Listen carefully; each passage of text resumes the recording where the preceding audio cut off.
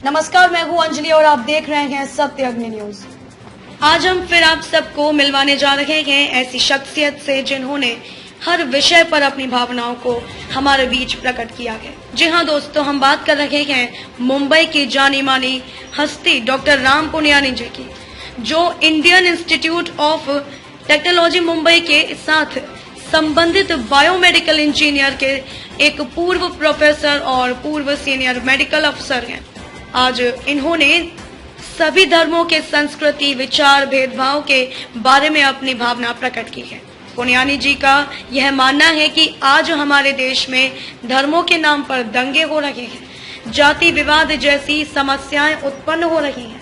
ऐसी समस्या प्राचीन समय में कभी नहीं हुई थी। पुनियानी जी का मानना है कि स्वतंत्रता के बाद हमारे देश में सभी धर्मों के लोग आए और वे यहीं के होकर रह गए, क्योंकि हमारे देश की संस्कृति ही ऐसी है। इनका मानना है कि राजा महाराजाओं के शासन में जनता ज्यादा सुखी रहती थी। हिंदू, मुस्लिम एवं और भी धर्मों के लोग एक साथ मिलकर सुखी पूर्वक रहते थे। आइए इस विषय पर हम सभी पुनियानी जी की बातों को सुनते हैं कि उन्होंने और भी जाति धर्मों के विषय पर और क्या क्या भावनाएं प्रकट की हैं।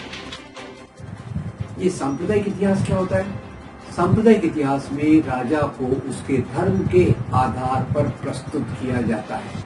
ऐसा बताया जाता है कि जैसे राजा धर्म के मूल्यों के लिए राज्य कर रहा हो। सच्चाई तो ये है, राजा लोग सत्ता के लिए राज्य करते हैं, संपत्ति के लिए राज्य करते हैं, पर अंग्रेजों ने ये विचार प्रकार का जो इतिहास लाया वो इसलिए लाया कि उनको यहाँ हिंदू मुसलमानों में एक डिवाइड एंड रूल, बांटो और राज करो की नीति लगानी थी।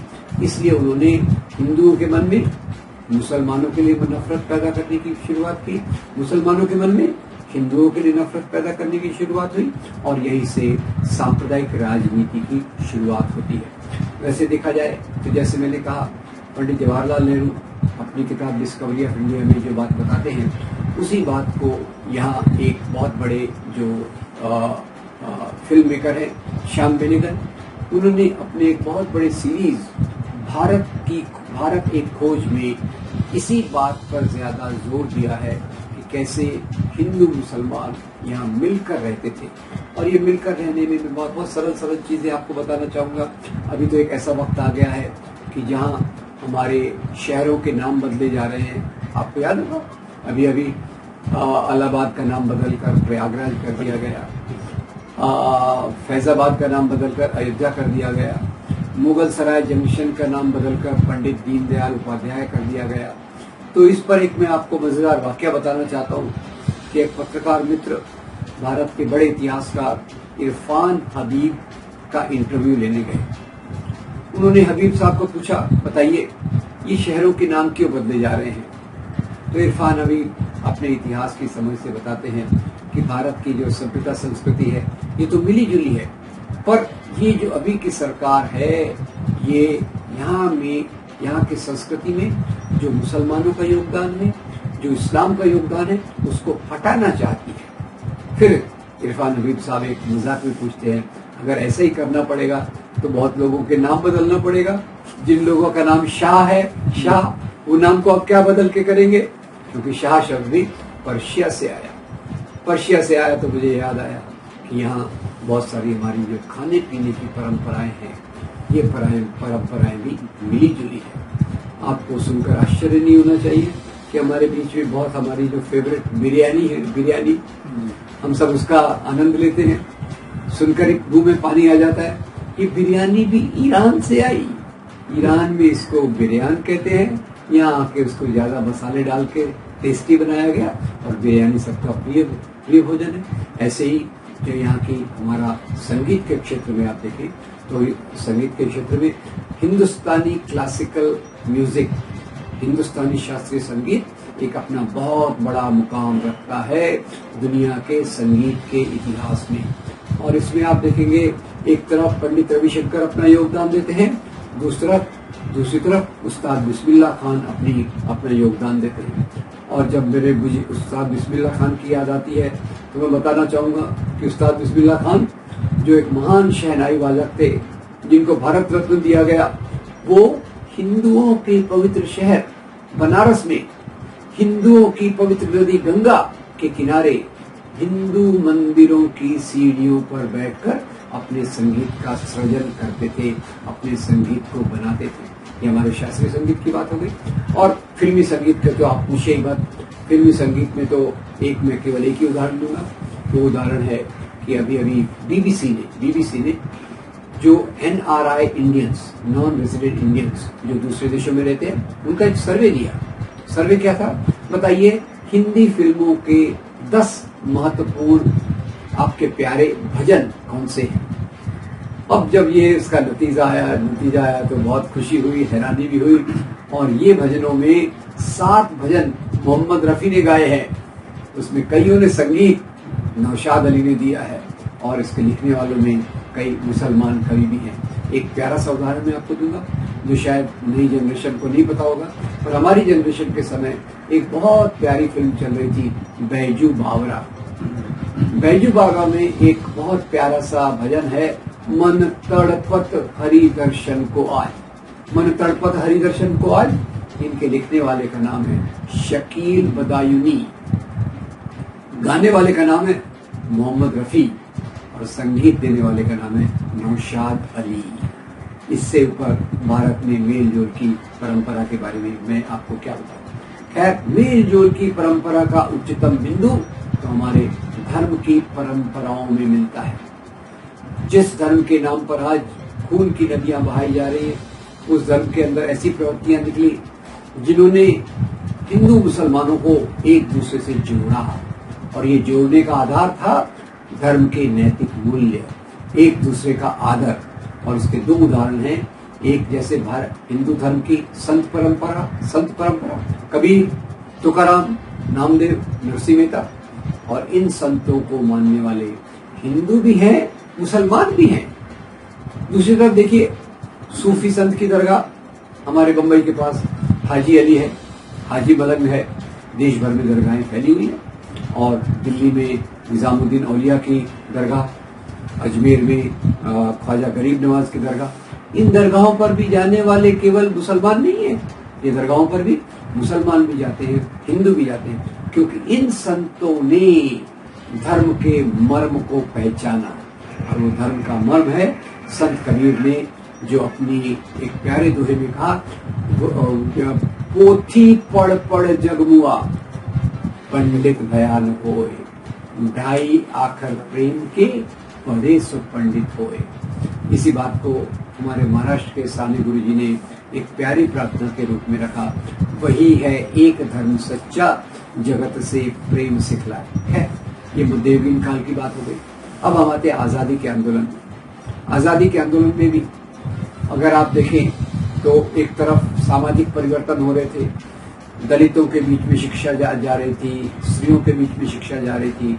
और यहाँ जो बाकी जो औद्योगिक समाज था, व्यापारी समाज था, पढ़े लिखे लोग थे, मजदूर लोग थे, ये अपनी मांगों को सामने रख रहे थे, जिसमें से भारतीय राष्ट्रवाद की उदय हुआ। और इस भारतीय राष्ट्रवाद में महात्मा गांधी तो खैर निर्विवाद नेता थे, और महात्मा गांधी के साथ खड़े थे मौलाना अबुल कलाम आजाद, खान अब्दुल गफ्फार खान और ऐसे बहुत सारे बड़े बड़े नेता जिन्होंने आजादी के आंदोलन में पूरा हिस्सा लिया। दूसरी तरफ सांप्रदायिक ताकतें थी जिनकी शुरुआत नवाबों में हुई, जमींदारों में हुई, राजाओं में हुई, और बाद में चलकर कुछ मध्यम वर्ग के लोग उनके साथ जुड़ गए, जैसे मुस्लिम लीग, मोहम्मद अली जिन्ना, हिंदू महासभा, विनायक दामोदर सावरकर, और हिंदू राष्ट्र के लिए RSS जैसे संगठन सामने आए। तो ये हमारी मेल जोल की परंपरा हमारे आजादी के आंदोलन में भी उतनी ही दिखी।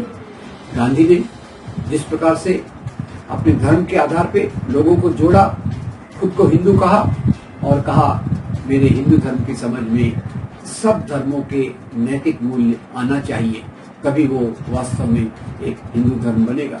इसलिए आप देखेंगे आजादी के आंदोलन में हिंदू, मुसलमान, सिख, ईसाई, पारसी, जैन, बुद्ध, यहूदी सभी लोगों ने बराबरी से हिस्सा लिया।